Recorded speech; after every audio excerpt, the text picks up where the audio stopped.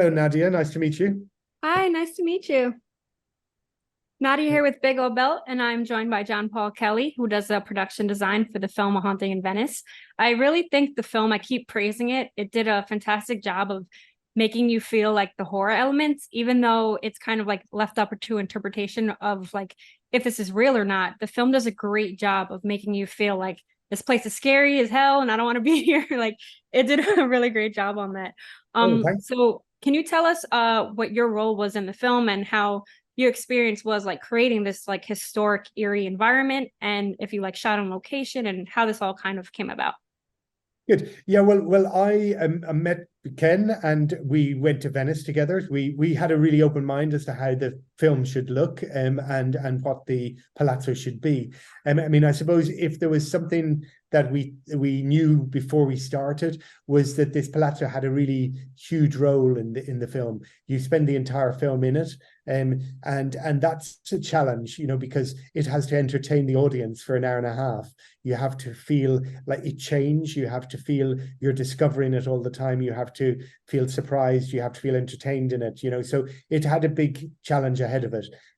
We also found it very interesting that the house had an importance in the story that houses rarely have, that it potentially is one of the suspects. Did the house do the murder? Is the house responsible? So the house takes a position that's more prominent maybe than where it acts as a background to help tell what somebody's environment is like, which would normally be the case on a film, So we knew this house had to do a lot. We realized very quickly that we wouldn't be able to film it in Venice because of the practicalities of filming in beautiful 1,500-year-old houses, that it would make more sense to build it in a studio where we could have chandeliers crashing. So we built the entire Oh, palazzo. wow.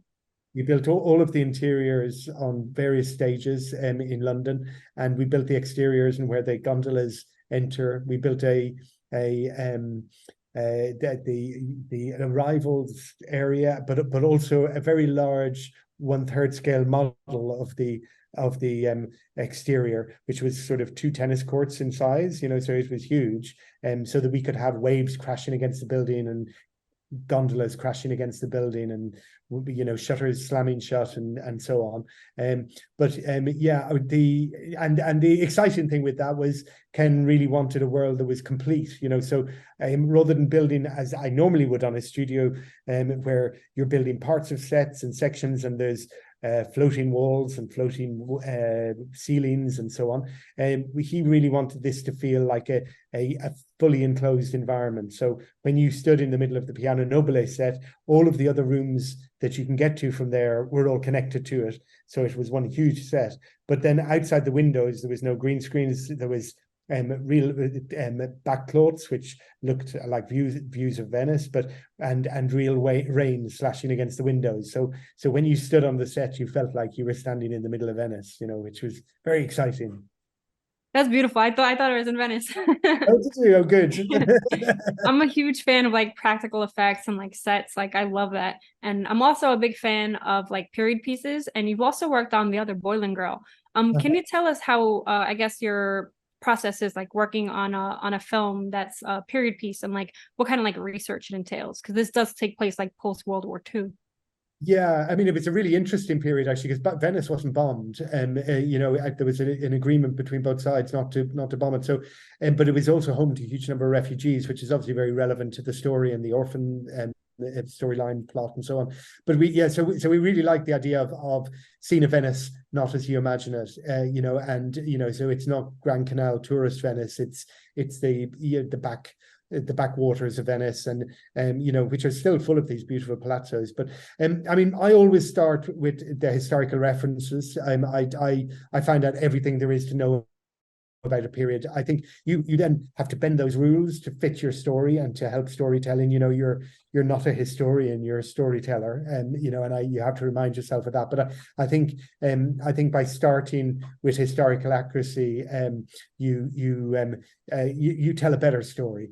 And we what was amazing with Kenneth Branagh, he was really open to the idea of changing the script to adapt to what the set was. So as I found out more and and more of what the architectural layout of a palazzo would be like. We adapted the script to mold into our shapes. We came up with an idea of our 15th century palazzo having been built on the ruins of a monastery or an old church, and that gave us extra dimension to the world, where we could have secret passageways and cloisters and so on. So you kind of use a little bit of artistic license, but essentially, hopefully, a Venetian historian would stand in front of that set and say, yes, this is a believable 15th century Venetian palazzo. So I hope as a designer that's the case. And then quickly, I guess my last question is, what are the challenges of making this film, and how did you ensure that production was on schedule? It was a big challenge. We needed all of the set for the beginning of rehearsal week. So that's very unusual. Normally I would build in schedule order. So depending on what you're going to shoot the first week, that's what the set I would have ready. But because Ken wanted to shoot in story order, essentially when we were within the building, we needed the palazzo in its entirety. So it was a very tall ask in terms of getting it built in time.